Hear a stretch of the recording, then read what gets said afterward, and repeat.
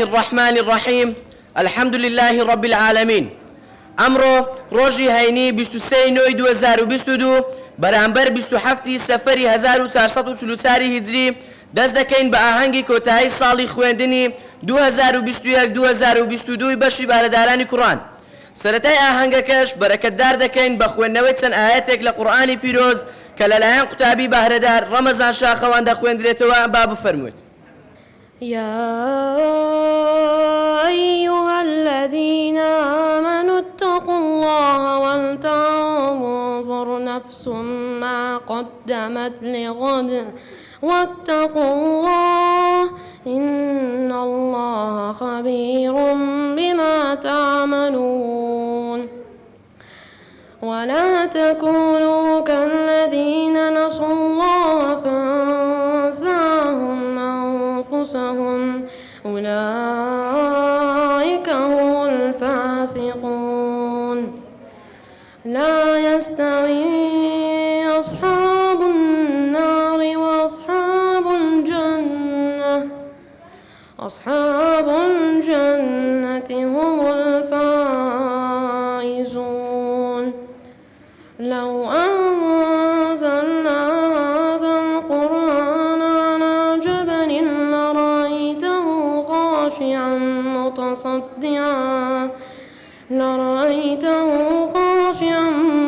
متصدعا من خشية الله وتلك الأمثال نضربها للناس لعلهم يتفكرون هو الله الذي لا إله إلا هو عالم الغيب والشهادة هو الرحمن الرحيم هو الله الذي لا إله إلا هو هو الملك القدوس السلام المؤمن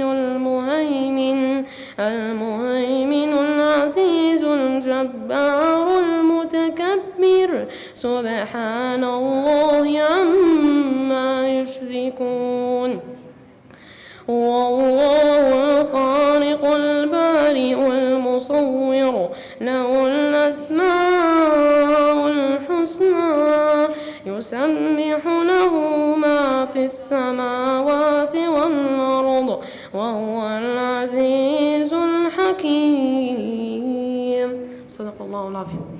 خدای گەورە پاداشتی بە خێری کاک ڕەمەزان بداتەوە. ئێستاش وتەی بە خێراتن و چەند ڕوونکردنەوەیەک لەلایەن بەرپرسی بەش مامۆستا ڕێبوار محەممەد با جەنابیان بفەرموویت. بسم الله الرحمن الرحيم والصلاة والسلام على خير خلقه محمد وعلى آله وصحبه أجمعين. ئامادە بوانی خۆشەویست بەناوی خۆم وەک بەرپرسی بەشی بەهرەداران و بەڕێز سەرۆکی دەزگا دکتۆر عەبدوڵڵا حەداد و بەڕێز ئەندامانی بەشی بەهرەداران و بەڕێز مامۆستا غەریب بەڕێوەبەری گشتی پەروەردە و ئەندامانی ئەنجومەنی باڵا بەخێرهاتنێکی گەرمی ئێوەی بەڕێز دەکەین. هاتنتان جێگای خۆشحاڵی و ڕەزامەندی ئێمەیە. هاتنتان بۆ ئێمە پاڵپشتێکی گەورەیە. خوا جزای خێرتان بداتەوە.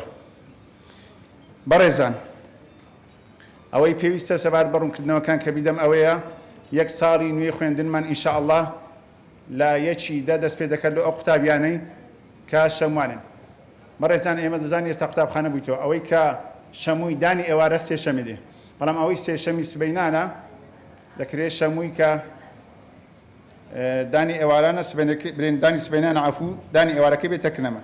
کەواتە ئەو قوتابیانەی کە ڕۆژی شەمووی دێن یەکی دەداوامیانە ئەوانن کە لە مەکتەبێ شەمووی سبەینان بوونە و چواری دەش ئەو قوتابیانە دێن کە دەکە ڕۆژی سێشەمە چواری دا ئەو قوتابیانە دێن کە سێشەمی لە مەکتەبی سبەینان بوون دانی ئێوارەکە ئینشاءڵڵا دێنەکەنەمە. بەڕێزان، وەک دەزانن بەهرەداران لە 7 قۆناغ پێک دێت، 4 قۆناغی منداڵان و 3 قۆناغی نەوجەوانە.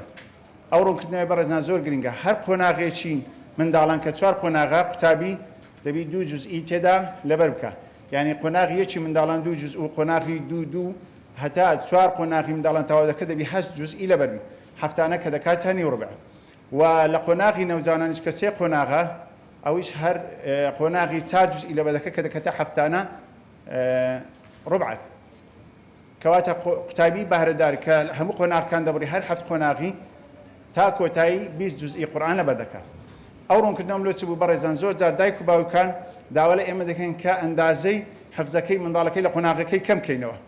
ئێمە ئەومان کرد پار لەبەر ئەوەی بەڕاستی منهەجی منداڵ و نەوجەوانان زۆر کەمتر بوو، قوتابیەکە زۆر توانایی باشتر بوو، بەڵام ئەو ساڵ منهەجی نوێی منداڵان ئەندازەی حفزی زیاتر بووە. ئێمە ناتوانین لەو ئەندازە حفزەی کە لە بەهرەداران دیاریکەیە کەمی بکەین و ئەگەر کەمی بکەینەوە دێتەوە ئاستی بەشی منداڵ و نەوجەوانان کە ئەوەش ناوی بەهرەداری لەسەرلا دەکەوی. لۆیە ئەو ساڵ هەوڵ دەدەین کە بە هیچ شێوەیەک ئەندازەی حفزی منداڵەکان کەم ناکەینەوە. ئەوە ئەگەر بە قۆناغ بە تەمەنیش ئێمە لە وەکو قوتابی بەهرەدار لە تەمەنی 8 ساڵی کەمتریش وەردەگرین، بەڵام باسی ئەوانە دەکەین کە لە 8 ساڵی وەردەگرین. ئەو قوتابیانێک کە لە 8 ساڵی وەردەگرین لە قۆناغی یەکدا دەندرێن، ئەوە هەفتانە وەک دەڵێنی و ڕبعی لەبەر دەکرێت. بەڵام ئەگەر تەمەنەکەی هاتە بەهرەداران و تەمەنەکەی ئین نەوجەوانان بوو، ئەوە دوو ئەوەی هەیە کە دەبی ئەوانەی لە ڕابردوو تعویز بکاتەوە ئیچار قۆناغی منداڵان، یانیش دەبی هەر ڕبعێک لەبەر کاتن، ئەو کاتە ناتوانانی بە ئاسانی بستەوە منداڵ و نەوجەوانان. و ئەو ساڵ الحەمدولله سوپاس دێ بەشی پەروەردەی یان بەڕێوەبەراتی پەروەردەی نووسینگەی دەستگا وەکو تەشجیع و هاندانەک نسبەی 150 داشکاندووە لە ساڵانەی کە لە قوتابی وەردەگیری، یعنی هەر قوتابیەکی بەهرەدار 150 ئەوە دەدات بەشداری ساڵانە کە لە منداڵ و نەوجەوانان لێ وەردەگیرێت. بەڕێزان هەندێک لە قوتابیەکانی قۆناغی یەک بە تایبەتی کە ئەو ساڵ وەرمانگرتن تەمەنیان 8 ساڵی نەبوو. بەشێک لەوانەیە کە تەمەنی 8 ساڵی نییە ڕاستە ناجح بوون، بەڵام نەمان بردوونە قۆناغی دوو کاتیشمان پێ نەداون. بەڕاستی ڕەنگە هەندە داکوباب گلەی بکەن ئەو ئەندازیان لەبەر نەکردووە کە قۆناغیەکی منداڵن. ئەگەر بێت و وایە تەمەنەکەیان گچکەیە بەڵام دوو جوزئیان لەبەر کرد با دەمان بردنە قۆناغی دوو. ڕاستە زۆریان لەبەر کردووە لە چاو منداڵ و نەوجەوانان، بەڵام نەگەیشتوتە ئەوەی کە دوو جوزئی لەبەرکەن. لۆی ئەو ساڵ بەڕاستی لە حفز لە تەمەنی خۆیان بە فرسەت زاندرا ڕۆی، بەڵام لە هەمان پۆلی خۆیان دادەنیشتنەوە کە نەکەوتون، بە حەقیقەت نەکەوتون، بەڵام لەبەرەوەی تەمەنەکەشیان گچکەیە. لۆی ئەمە پێمان باش بوو ئەو ساڵ لە قۆناغی یەک بمینێتەوە، ساڵێکی تر ئینشاءڵڵا بستە قۆناغی دوو، ئەو ساڵش ئینشاءڵڵا دەیکاتە 2 جوز و پاشان دەبێت. ئەگەر قوتابیەک قۆناغی یەک گچکەش بوو، قۆناغی یەک 2 جوزئەکەی بڕی بوو، ئێمە ئینشاءڵڵا بردیتمانە قۆناغی دوو. دووبارە بەخێر بن سەر چاوم، جەزاکم الله خێرن، وەسەلام عەلەیکم وەڕەحمەتوڵڵاهی وبەرەکاتوه. خوای گەورە پاداشتی بەخێری مامۆستا ڕێبوار بداتەوە. ئێستاش بینەری بابەتێکی دۆکیۆمنتاری دەبین لەسەر ناساندنی دەستگای نووری حیکمە کە بە سوپاسەوە لەلایەن بەڕێوەبەرایەتی ڕۆشنبیری ئامادەکراوە. با بفەرموو. دەستگای نووری حیکمە ڕێکخراوێکی پەروەردەی و ڕۆشنبیری ناحکومی قازانجنەویستە. کار دەکات لەسەر پەرەپێدان لە بواری پەروەردەیی و زانستی و فێرکردن و بڵاوکردنەوەی ڕۆشنبیری قورئانی. لە بەرواری 18 2007 لێگرتنی دوو دەستە و ڕێکخراوێک لەسەر دەستی ستافێکی شارەزا و بە ئەزمون لە ژێر ناوی سەنتەری حیکمە لە شاری هەولێر خۆی ڕاگەیاند. دەستگا خاوەنی مۆڵەتی فەرمیە لە هەردوو فەرمانگەی ڕێکخراوە ناحکومیەکانی حکوومەتی هەرێمی کوردستان و حکوومەتی ناوەن و دەستەی دامەزرێنەرانی تایبەت بە خۆی هەیە. دوای 2 ساڵ لە ڕاگەیاندن سپاس بۆ خودا دەستی کرد بە گەشە سەندن و بڵاوبوونەوە لە زۆرێک لە شار و شارۆچکەکانی کوردستان تا ئێستاش لەکردنەوەی لەقی نوێ بەردەوامە. نووری حیکمە جگە لە نووسینگەی دەستگا و لەقەکانی چەندین بازنەی لە خوار لەقەکانی کردوتەوە کە بە بەردەوامی وانە و چالاکی و خزمەتکردنی قورئانی پیرۆزی تێدا بەڕێوە دەچێت.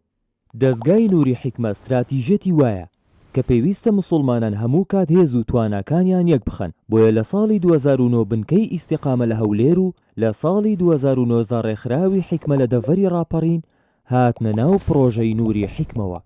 لەبەرەوەی توێژی منداڵ و نەوجەوانان داهاتووی هەر کۆمەڵگەیەکن، دەستگا گرینجێکی زۆری پێداون و زۆرترین ڕێژەی قوتابیانی دەستگا پێک دێنن.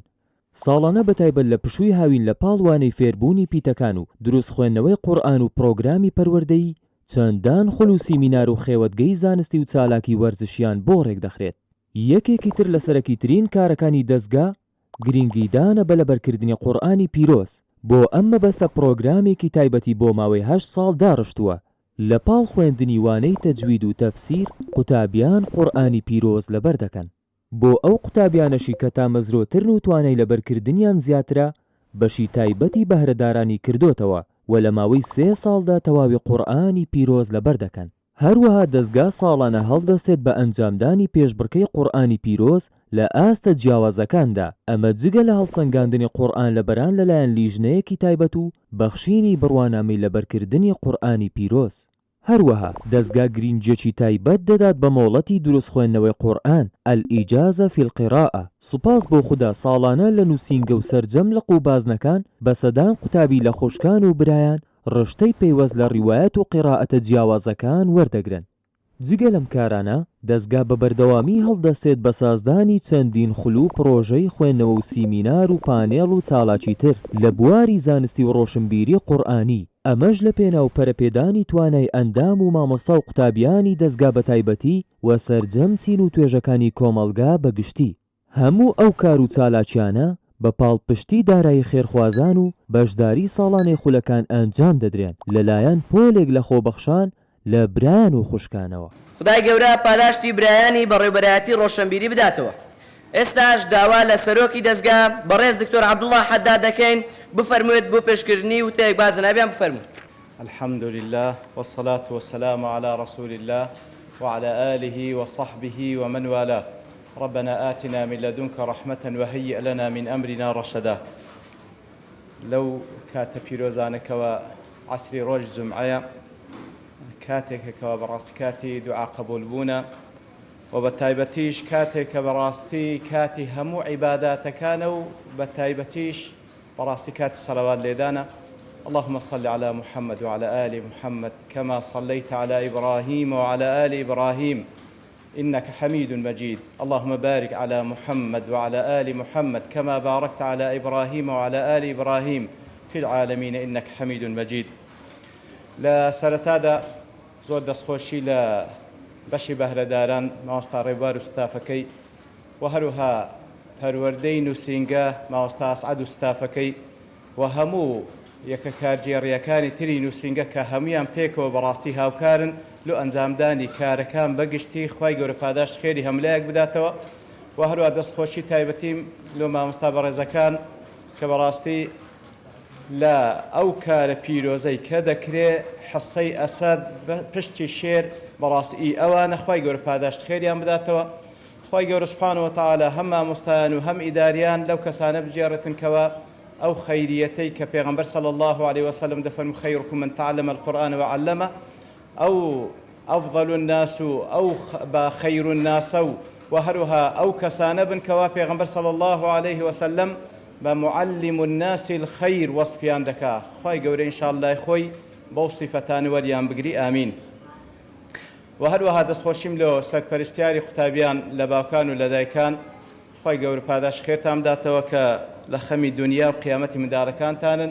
خوای گەورە ئەو منداڵانە بکاتە مایەی چاوڕۆنی دنیا و قیامەتتان یا ڕەبی. بەڕێزان دیارە منداڵ نیعمەتێکی گەورەیە کە خوای گەورە سوبحانەهو وتەعالا بە هەموو دایک و باوکێک دەبەخشی و زینەت و جوانی ژیانی دنیایە. بەڵام بە تایبەتیش کاتێک ئەو منداڵە بەهرەدار بی وەکو معلوم جەنابتانەکەوە نسبەی بەهرەدار لە ناو خەڵکی بە تایبەتیش لە ناو منداڵان نسبەیەکی کەمە. زانان وەکو لە توێژینە و بحوثەکانی ئاماژەی پێدەن دەڵێن منداڵی تازە لەدایک بوو هەتا وەکو 5 ساڵی ئەگەر بێت و ئەمە بتوانین کەشفیان بکەین کەوانە بەهرەدارن لە سەتانەوەهەتی نسبەی بەهرەداری تێدایە. بەڵام ئیشکالەکەیمە لێرەدا لەبەر مەشغەلەتمان زۆر بەمان نەتوانین کەوا فعلن ئەو منداڵەمان ئیکتشاف بکەین کەوا فعلن بەهرەدارە.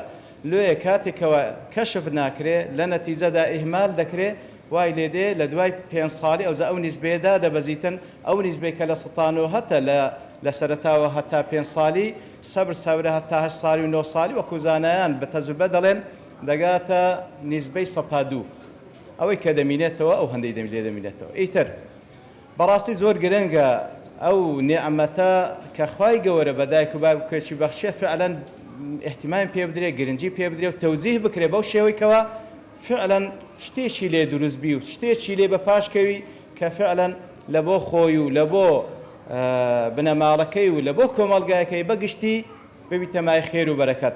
هاتەمەشا دەکەی پێغەمبەر صلی الله عليه وسلم وەکو پەروەردەکارێک مامۆستای پەروەردەکاران صلى الله عليه وسلم تەماشاکەی چەند جوان تەشخیصی ئەسحابی خۆی کردیە کو تەوجیهیانی کردی هەر یەکە و لە جێگای خۆی داناینە هەر یەکە و لە جێگای خۆی داناینە هەر کەسێکیش ئەو وەسفەی کردە کە لێی دەوەشێتەوە تەماشا دەکەی ئەبوو بەکر خوای لێ ڕازی بی پێی دەفەرمی وأنت الصدیق لە چێن دەرێ لەو موقفێکەوە کە خوای گەورە سوبحانه وتعالى میعراجی بە پێغەمبەرمان کردی صلی الله عليه وسلم ئیتر کە دەجێڕیتەوە لە بۆ خەڵکی ئەبوو بەکر خوای لێ ڕازی بی لەوێن دەرێ نییە خەڵکانێکی مشریک کە لە بۆی دەجێڕنەدەیان جۆت لێ بووە بە پەرۆشەوە پێڕادەگەین جۆت لێ بووە چی دەڵێتن باعتیبارەگە ئەو جارەوەی جۆ لێ بیکەوە پێغەمبەر صلی الله عليه وسلم باس لە میعراج دەکاتن بە تەئکید ڕەدی دەکاتەوە دەفەرمی مادام ئەو وای فەرمووە فەقەت صەدەق کە خەبەر دەگاتەوە پێغەمبەری صلی الله عليه وسلم دەفەرمی وأنت الصدیق ئەتو صدیقی فعلا تەماشای ئەبوو بەکر دەکەی خوای لێ ڕازی بی لە هەموو لەناو هەموو ئەسحاب خوایان لێ ڕازی بیتن صدیق بووە لە گفتارەکانی لە کردارەکانی لە هەڵوێستەکانی بە معنای کەلیمە صدیق بووە و تەماشا دەکەی کەسێکی وەکو عومەر خوای لێ ڕازی بی بە هەمان شێوە لە سەڵابەتی لە دینەکەی لە عەدالەتەکەی عینی پێغەمبەر صلی الله علیه وسلم تەوجیه کردی ئەگەر عومەر ڕێگایەک بگریتە بەر شەیطان ناتوانێت ئەو ڕێگایە بگریتە بەر يعني توجيهي دكاو فعلا لو بوارك خواي جورا بي بخشية كسيشي دي كي وكو عثمان خواي لي رازي بي كوا مشهورة با عثمان ذو الحياء فعلا كاتكوا لمجلسك إمام عثمان دي تجوري بيان صوصم ديار هنديق لبيكاني ديارا هيكاين دادا بوشيتن دەڵێن یا رسول الله فلان و فلان هاتن پێت دانە پۆش فەرمووی کو شەرم لە کەسێک نەکەم مەلایکەت شەرمی لێ دەکا ئیتر تەوجیهیانی کردێ بەو شێوەی کەوا فعلا شایستە بووینە لەو بواری کە دەتوانن خزمەت تێدا بکەن کەسێکی وەکو عەلی خوای لێ ڕازی بی کەوا مەشهورە بە شەجاعات ئیتر تەماشا دەکەی کاتێکەوە پێغەمبەر صلی الله علیه وسلم هیجرەت دەکات لە تەمەنێکی گەنجێ لە جێگای خۆی بەجێ دێڵی لەو موقفە سەعبەی کەوا ئەغلب الظن ئەوەی کەوا دەکوژرێ بەجێی هێشتیە وكو تمرينك لبو أو وفعلا لتمرينكش لتدريبكش ولتجربكش درتشو فعلا بويت شيري ميدان كسيشي وكو أسامي كوريزي لنوزد صالح قيادي زي شيش تسليم ده كل إرادة بيني أو زي شكا أبو بكر وعمري تيدا أخوان درازي يتبه همان شوا أصحاب همو يوابوينا تماشا كسيش وكو زيدي كوري ثابت كلي راديتيا فير زمان بيتن توجيهي كده فير زماني عبري بكوا وكو دا لسيرة باز ذكره لكم تل حفظ روش فير أو زمان أبو هر كسو لزيجاي خوي دانا اهتمام بيدا لو بواركوا دتواني فعلا خزمتي تيدا بكاتن ولدواي بيغمبري صلى الله عليه وسلم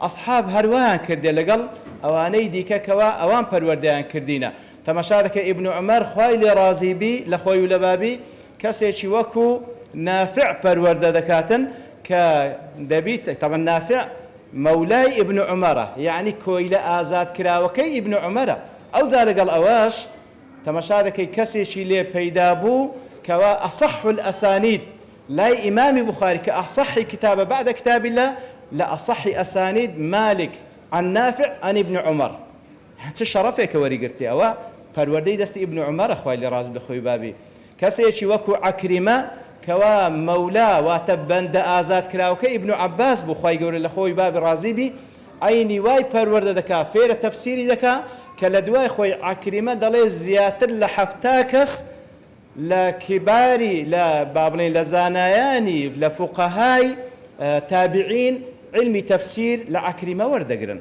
يتر زور مهمة برزان هل يكو توجيه بكري لواري كوا فعلا تيراد بيندريتن برزان او من دالاني ايمش وكو قلتمان كوا خوي قول سبحانه وتعالى بهرج بيداينا وفعلا ليرش هل لو بشدان كوا بيان دا قلت لي بهردار سنستاجيهم لما وصار يبال بكولواني هندق لدايك بابا كان داوادا كان كمية حفظك كم بكريته بعكسه هولي لقلب دا لقل او من دالات كوا فعلا نك او انديك البويدان درا زياتريج لبربكا بيت سير نبي تواناي هي باذن خوي قوري حتى بهرداره كتواناي هي بس دمنيته تشجيع بكي كتشجيع كد باذن خوي قورا باذن خوي قورا برو بيشتر درواتنو وزور زور لوج زياتر لبردكات كوا لبويدان درا وكو منهج اما لا سردمك داد الجن وكو معلوم زنابتان براسي شياطين انس وجن ببرنامج كار لسر اودكن كخومانو من دالكانشمان بلا ريدا ببن لدنيا دا سرقردان ما ممكن لقيامت دا بدبخت ما ممكن بەڵام بە ئیزنی خوای گەورە ئێمە کە خاوەنی منهەجین ئێمەش بە منهەج کار لەسەر دەکەینەوە بۆی کەوا لە خلال قورئان و سونە بەو شێوەی خۆمان و منداڵەکانمان پەروەرد دەکەین کەوا فعلەن ببنەمای ئەوەی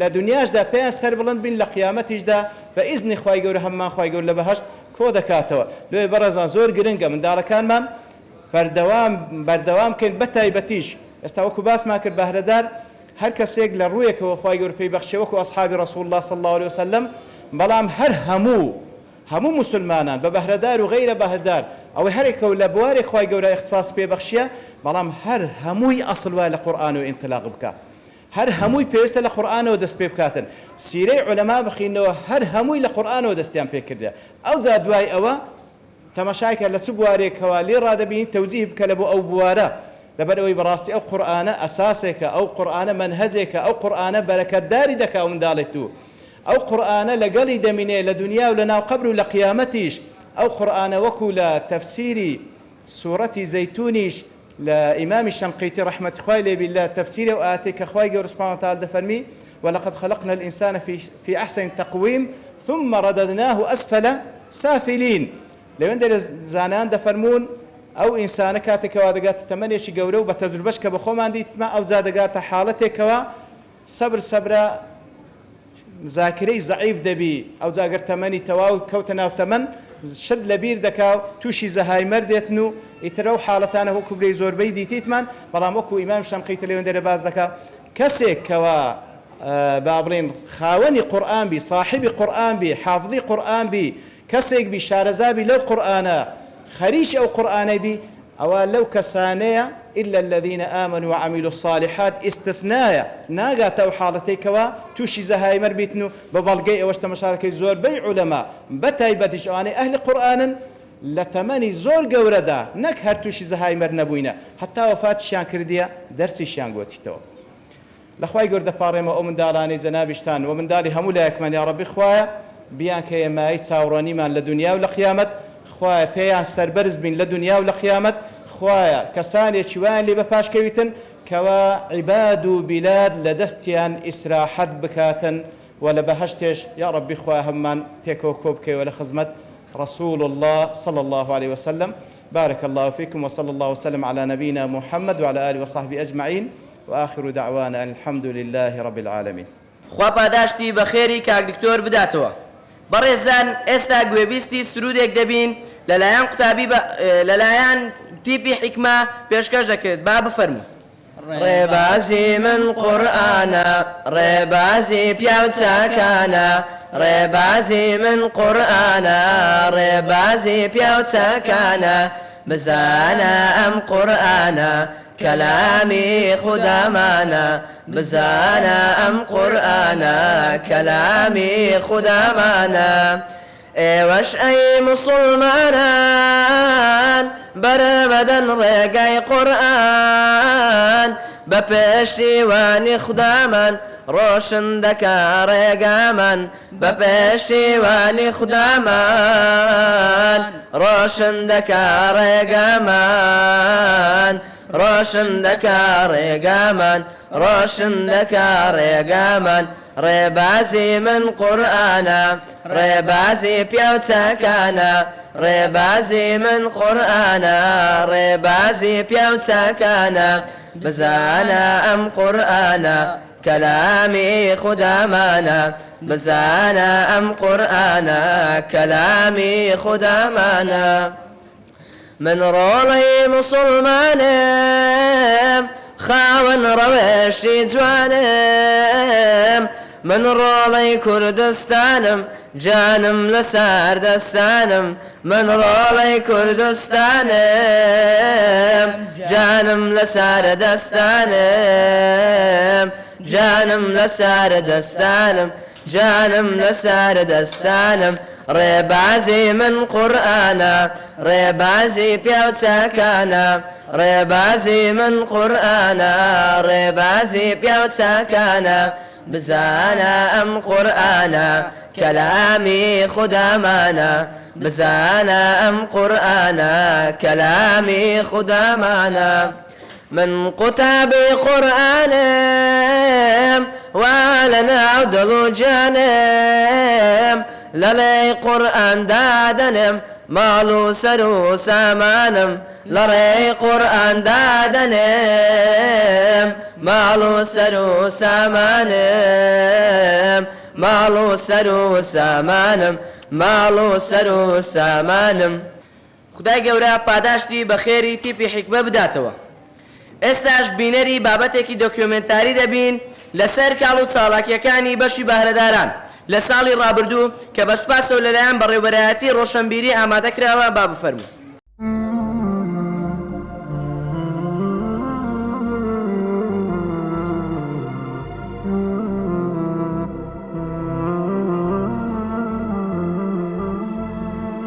إلهي واسع الكرم ورب البيت والحرم إليك أتيت منكسرا منيبا أغبر القدم إلهي واسع الكرم ورب البيت والحرم إليك أتيت منكسرا منيبا أغبر القدم ألبي طامعا وجلا ويهتف خاطري وفمي لك الحمد ابتهلت به لما أوليت من نعمي ألبي طامعا وجلا ويهتف خاطري وفمي لك الحمد ابتهلت به لما أوليت من نعمي ضيوفك بالحمى نزلوا بخير الأشهر الحرم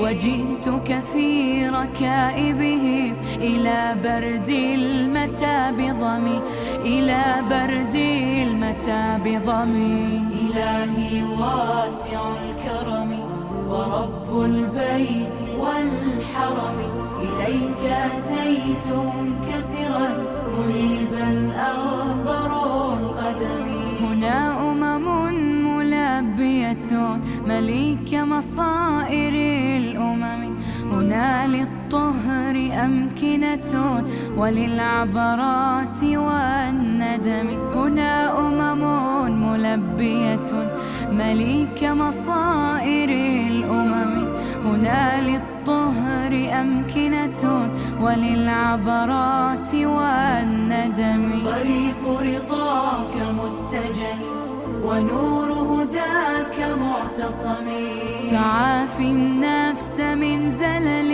وداوي الروح من سقم وداوي الروح من سقم إلهي واسع الكرم ورب البيت والحرم إليك أتيت منكسرا منيبا أغبر.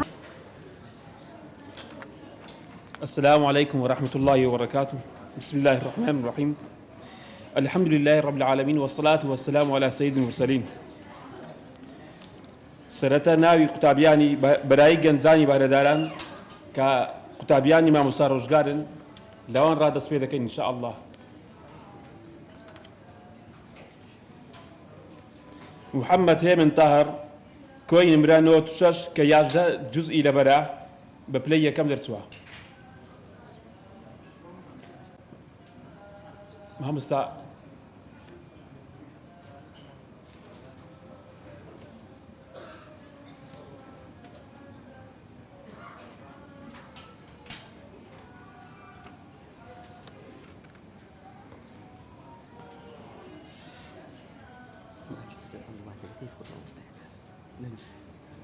ئێستا داوا بەڕێز کاک دکتۆر عەبدوڵڵا دەکەین پێشکەش ئەو پێشکەشیان بکاتن ئەوە هەنگ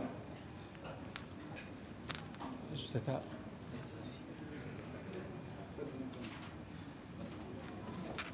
وەرە کاک دکتۆر دەوا سەرەتا توات بای. محەممەد هێمن تاهر دەرچۆ پلەی یەکەم.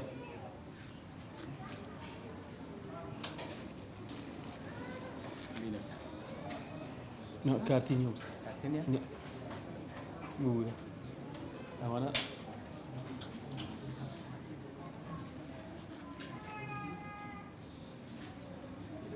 محەممەد لەشکری 15 جوزئی لەبەرە کۆی نمرە 91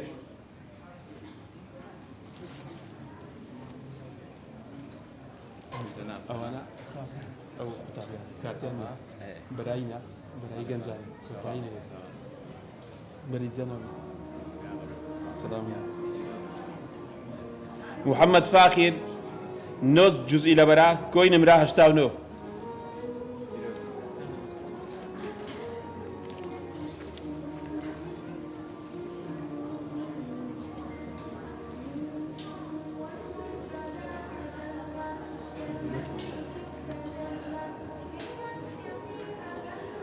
ڕۆژانی شەممە قۆناغی سێ لە نێوجەوانان محەممەد یەحیا دەرچووە بە یەکەم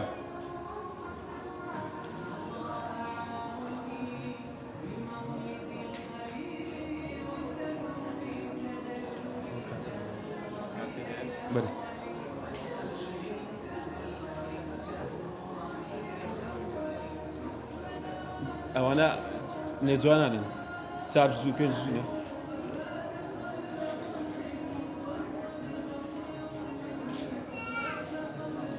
قۆناغی دووی نێوجەوانان محەممەد شێرزاد دەرچووە بە یەکەم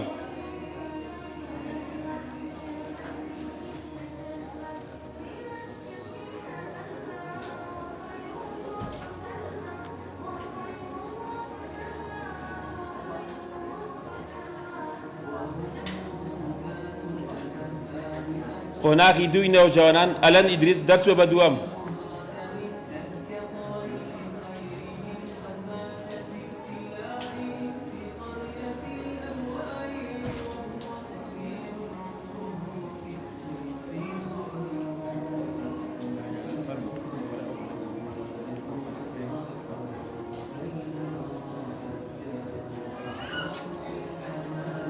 قۆناغی یەکی نێوجەوانان لاوەند غالیب دەرچوو بە یەکەم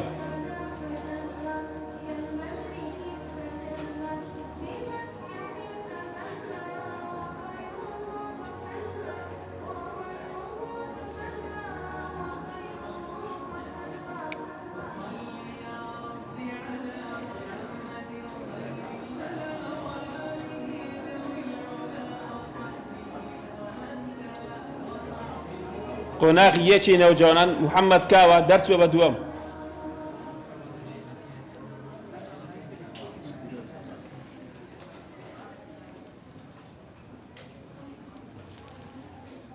قۆناغی یەکی نێوجەوانان محەممەد هێمن عەبدوڵڵا دەرچووە بە سێم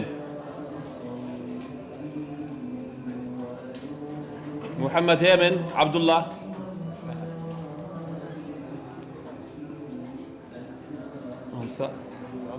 دەست خۆش بێ داوە لە بەڕێز مامۆستا دکتۆر غەریب با بفەرموویت لەبەر بۆ پێشکەشکردنی خەڵاتەکان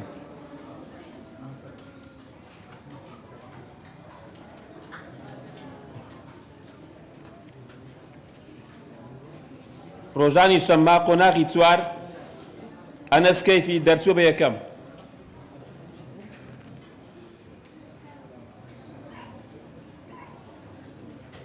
السلام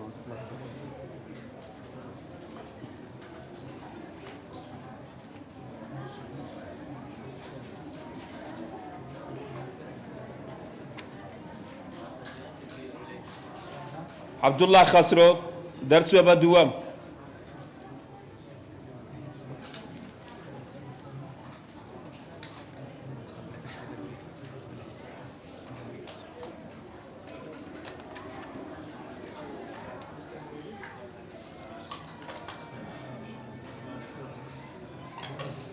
عەبدوڵڵا عەبدوسەلام دەرچووە بە سێم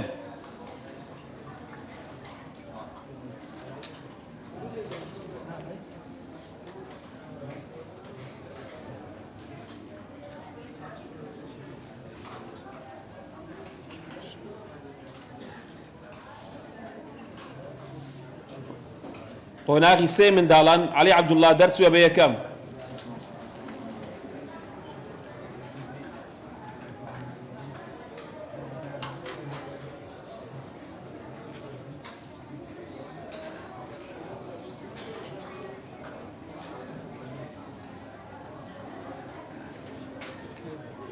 ئوسامە کەیفی دەرچووە بە دووەم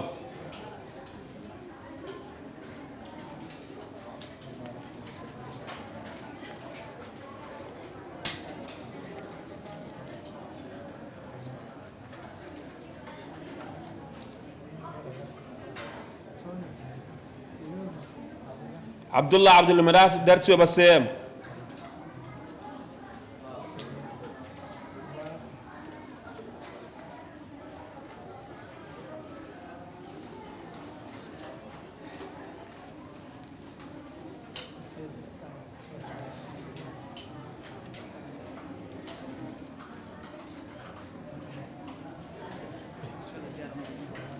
محمد عبد الله محمد قناغي دوي من دالان درسه بيكم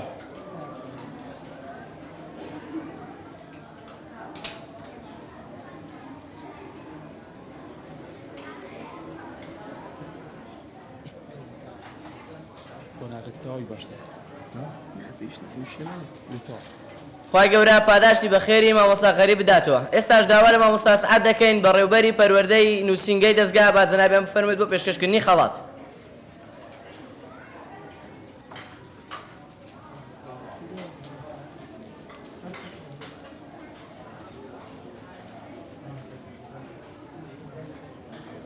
قۆناغی دووی منداڵان ئاری گەیلان دەرچووە بە دووەم.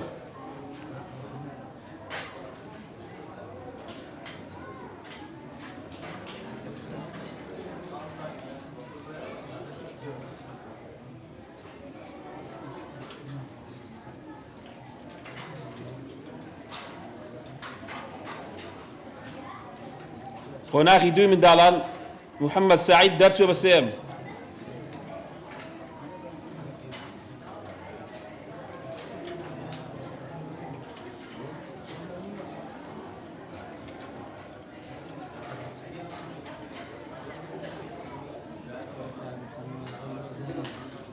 قۆناغی یەکی منداڵان سوهەیب ساسان دەرچووە بە یەکەم.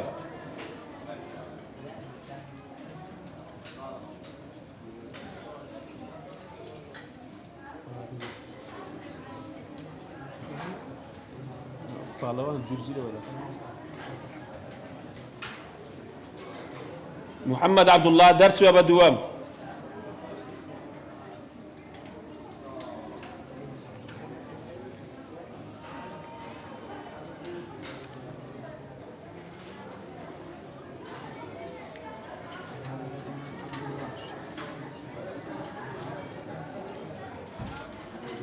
ڕێژی ڕەنزەر دەرچووە بە سێم.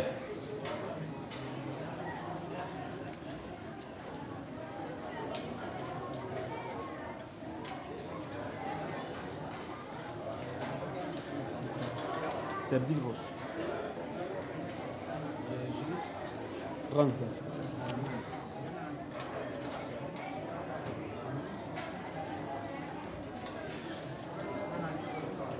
بقوله ئێستا ڕۆژی سێشەمە ناوی ئەو قوتابیان دەخینەوە کە لە ڕۆژانی سێشەمە داوام دەکەن. قۆناغی سێی نێوجوانان ئەحمەد موحسین دەرچووە پلەی یەکەم.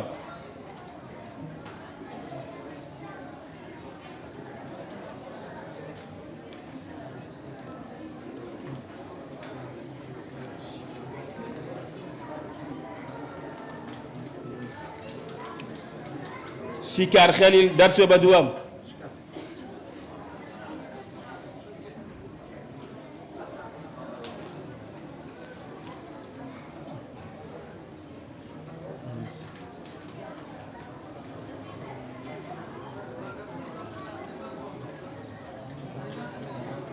مبین بەدران دەرچووە بە سێم.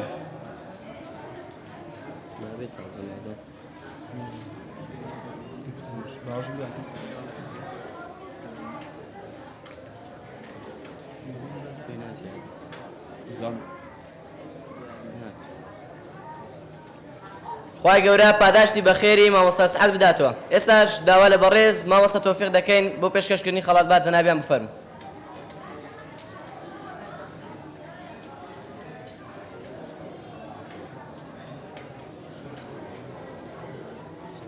وعليك السلام ورحمة الله وبركاته. خۆناغی دووی نەوجوانان سعد سەفین دەرچووە پلەی یەکەم.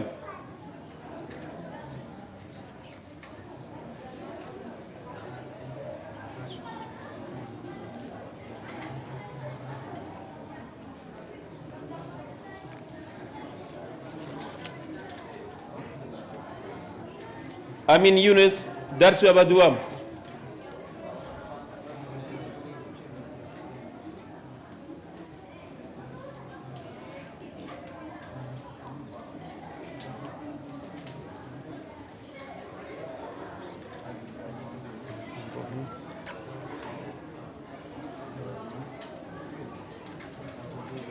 محمد إبراهيم درس وبسيم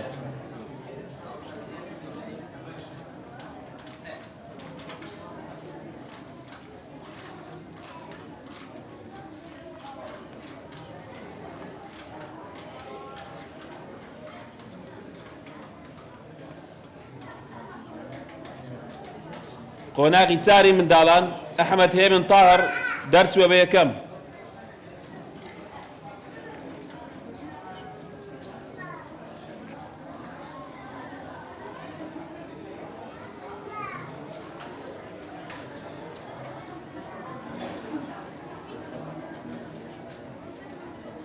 ئەمین هێمن دەرچووە بە دووەم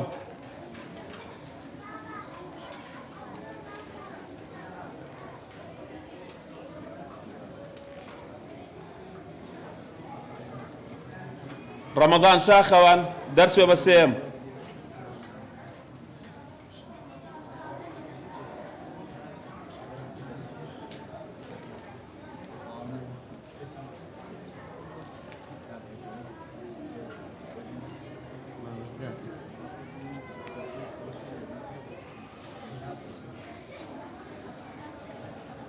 خوای گەورە پاداشتی بە خێری مامۆستا تۆفیق بداتەوە. ئێستاش داوا لە مامۆستا جیهاد دەکەین بە ڕێوبەری ڕۆشنبیری دەستگا با جەنابیان بفەرموون بۆ پێشکەشکردنی خەڵات.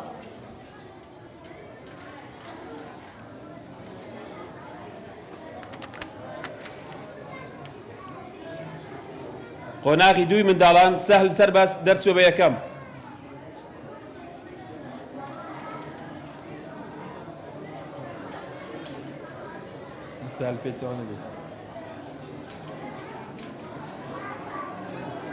ئەحمەد گۆران دەرچووە بە دووەم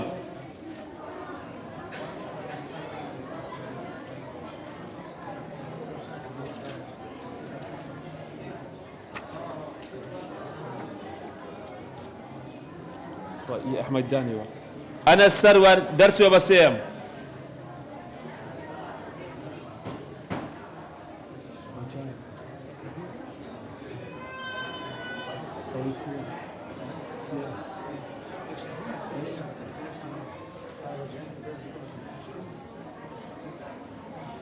قۆناغی یەکی منداڵان سان فەرهاد دەرچووە بە یەکەم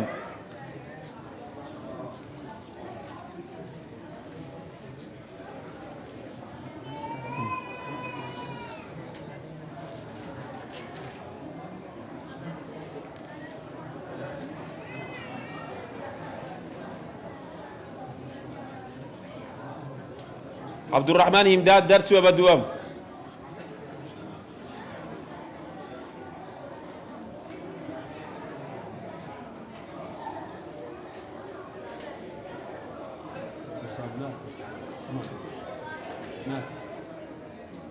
محەممەد فاخیر خدر دەرچووە بە سێم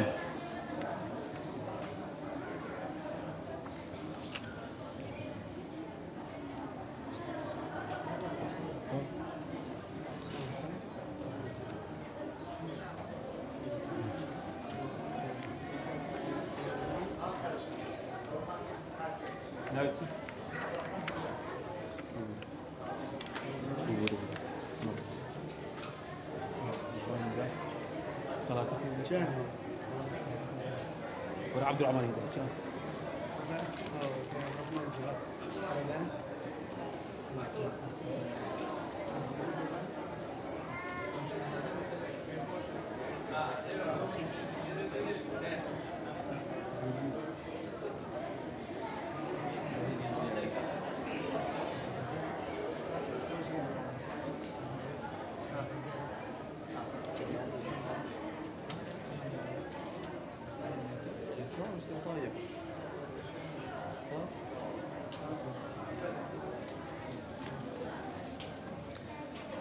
خوای گەورە پاداشتی بە خێری مامۆستایان مامۆستا جیهاد و مامۆستا لەشکری بداتەوە.